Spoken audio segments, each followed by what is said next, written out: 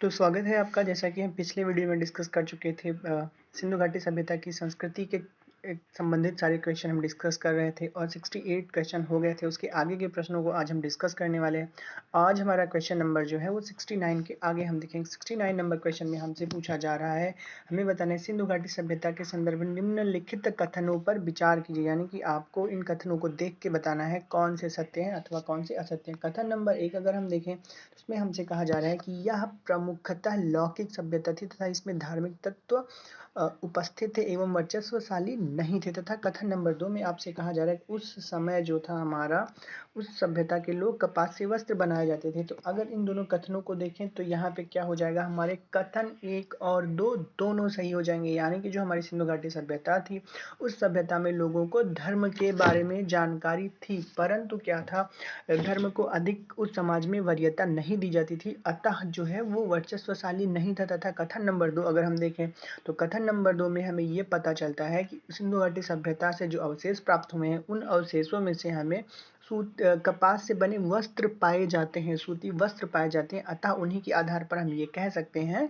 कि लोग वहाँ पे कपास से बनाए वस्त्र को भी धारण करते थे और उनके बारे में भी उन्हें जानकारी थी। अगर हम इसका एक्सप्लेनेशन देखें तो एक्सप्लेनेशन में सीधे शब्दों में आपको बताया जा रहा है, ये कह रहे हैं कि सिंधु घाटी सभ्यता के संदर्भ में सामान्यतः यह माना जाता है कि यह प्रधानतः यह लौकिक सभ्यता थी। लौकिक मतलब जो चीजें सामान्यतः ना दिखाई देने वाली हैं, धर्म आस्था, ये सारी भी बातें जो होती हैं वो लौकिक चीजें हो जाएंगी।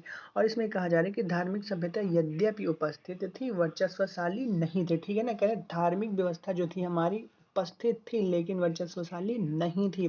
सिंधु घाटी सभ्यता में अनेक स्थलों में कपास के वस्त्र के साक्ष्य मिले हैं, जिससे यह स्पष्ट हो जाता है कि लोग इसका निर्माण करते। ठीक है ना, यही हमने आपको एक्सप्लेनेशन में बताया। क्वेश्चन नंबर अगर नेक्स्ट देखें, क्वेश्चन नंबर 17 में हमसे पूछा जा रहा है कि हमें ये बताना है निम्नलिखित में से कौन सा लक्षण सिंधु सभ्यता के लोगों का सही चित्रण करता है। ऑप्शन नंबर ए में हमसे कहा जा रहा है कि उनके विशाल महल एवं मंदिर होते थे, वह देवी एवं देवताओं की दोनों लोगों की पूजा करते थे, वह युद्ध में घोड़ों द्वारा खींचे गए रथों का प्रयोग करते थे।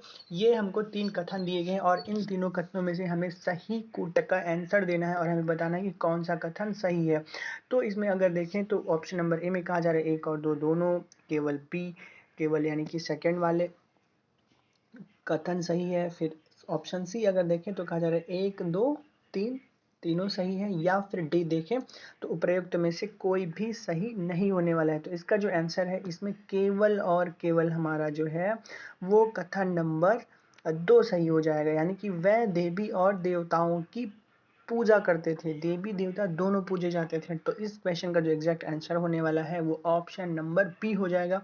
अगर इसका हम एक्सप्लेनेशन देखें तो देखिए, आपको सीधे साफ शब्दों में बताया जा रहा है कि आज तक सिंधु घाटी सभ्यता के कई स्थलों की खुदाई में किसी मंदिर अथवा पूजा स्थल के साक्ष्य नहीं मिले हैं। जैसे कि प्रश्न में कहा गया है कि भव्य मंदिर पाए जाते हैं, तो अभी तक ऐसा कोई भी प्रमाण नहीं मिला है सिंधु घाटी सभ्यता में जहां से हमको ये पता चलता हो कि सिंधु घाटी सभ्यता में कोई भव्य मंदिर या फिर विशाल पूजा स्थल प्राप्त होता। अतः इस सभ्यता के धार्मिक जीवन का एकमात्र स्रोत यह पाया गया है कि यहाँ के मिट्टी के बर्तन और पत्थर की मूर्तियां मोहरे हैं। इससे यह ज्ञात होता है कि मात्र देवी पशु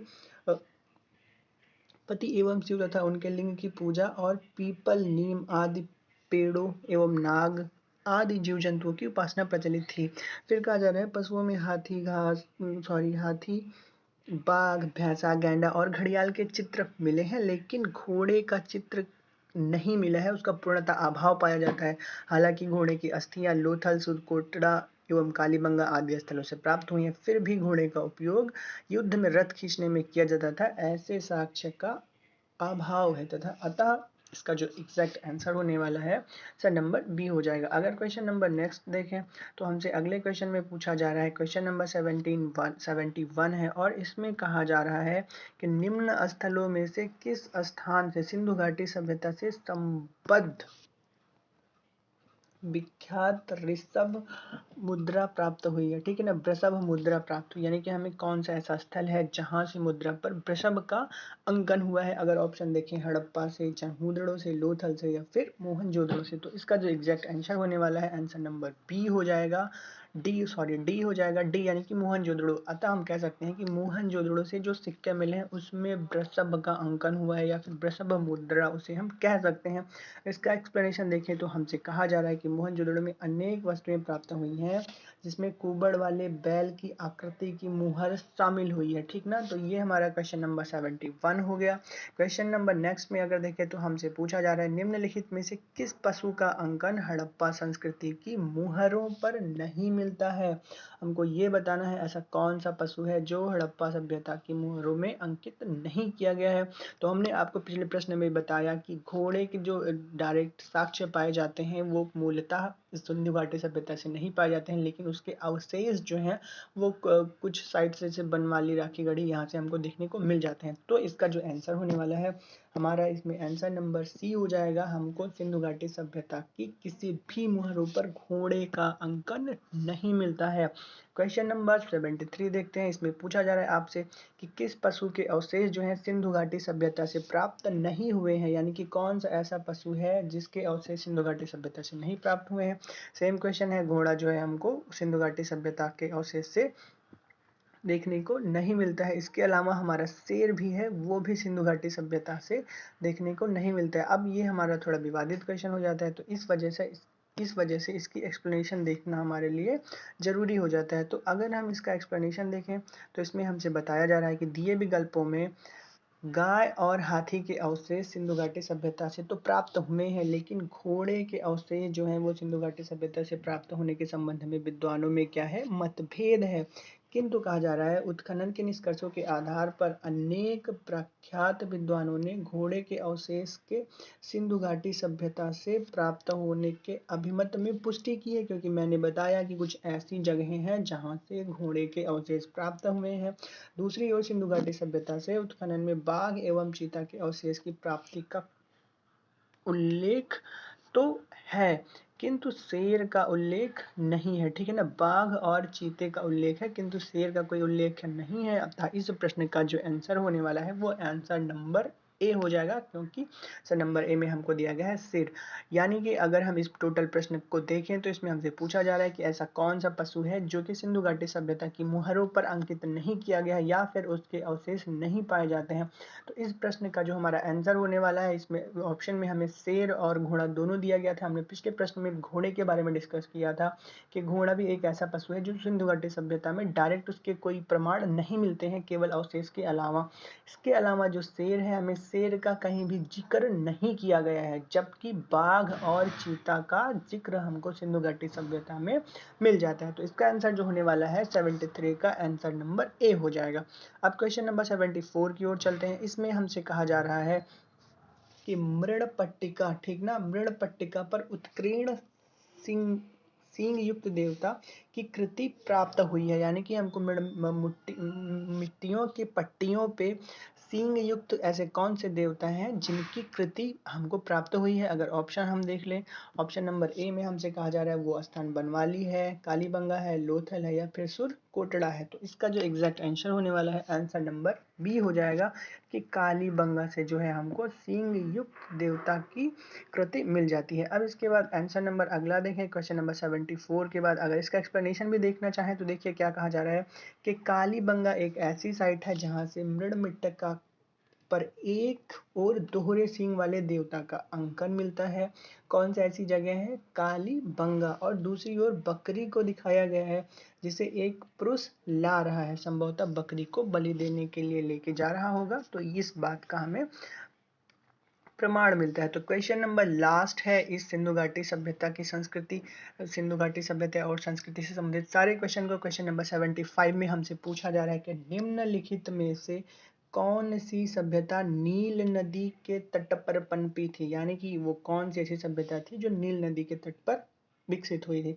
इसका अगर ऑप्शन देखें तो ए में कहा गया है रोमन सभ्यता, बी में कहा गया सिंधु घाटी सभ्यता, सी है यूनानी सभ्यता एवं डी मिस्र की सभ्यता। तो इसका जो एग्जैक्ट आंसर होने वाला है नील नदी के तट पर हमारी मिस्र की सभ्यता का विकास हुआ था। अगर इसका एक्सप्लेनेशन देखें तो हमको बताया जा रहा है कि मिस्र की सभ्यता का विकास नील नदी की द्रोणी में हुआ था। नील नदी विश्व की इस प्राचीन सभ्यता का आधार थी।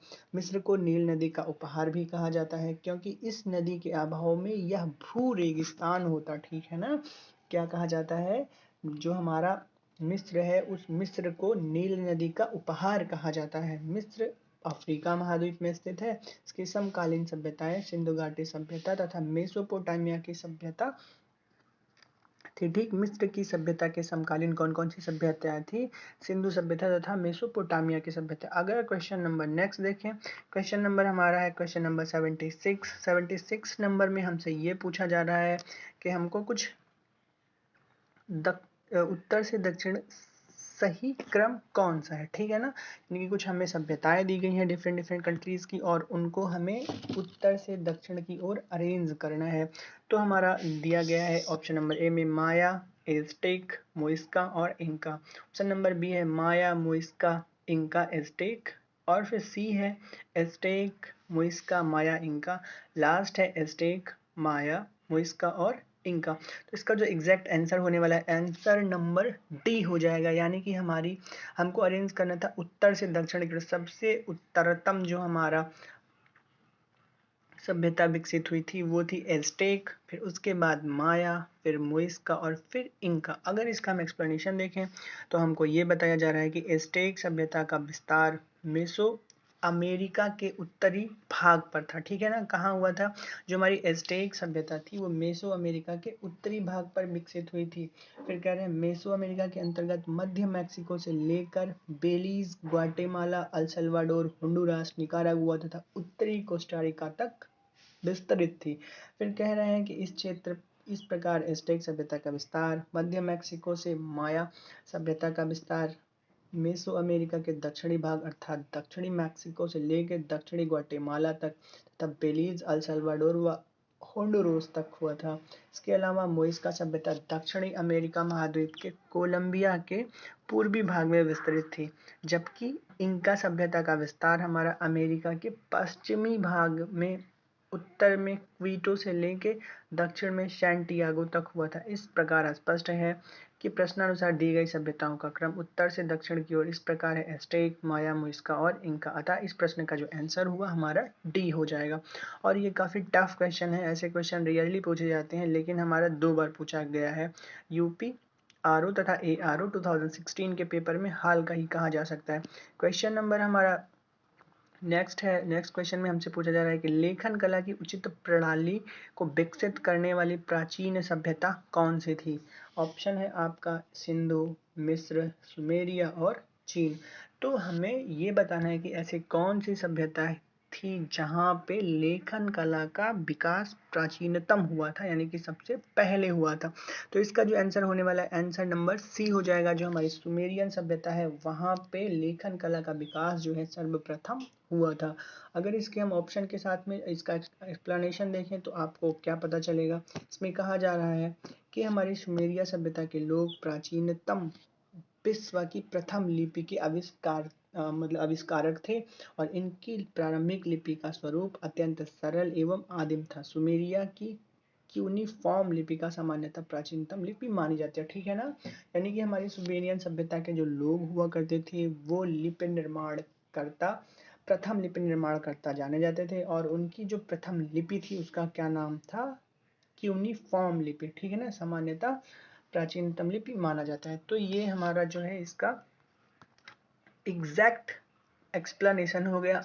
आशा करते हैं कि आपको सिंधु घाटी सभ्यता से संबंधित जितने भी क्वेश्चन आने वाले हैं, इन्हीं प्रीवियस 67 क्वेश्चंस में से कहीं ना कहीं वो मैच जरूर करेंगे। और आप अगर इतना कंठस्थ कर लेते हैं, इतना अच्छे से समझ लेते हैं और देख लेते हैं, तो हम ये दावा भी कर सकते हैं कोई ऐसा प्रश्न नहीं है जो आपसे बच के जा पाए, क्योंकि ये प्रश्न जो है आपका प्रीवियस ईयर के लोक सेवा आयोग तथा संघ लोक सेवा आयोग से आयोजित कराई जाने वाली सारी परीक्षाओं का जितने क्वेश्चन पूछे गए हैं उन सारे क्वेश्चंस में का एक्सप्लेनेशन हमने किया, और उसको एक साथ समराइज करके वीडियो फॉर्म में हमने आपके सामने प्रस्तुत किया है।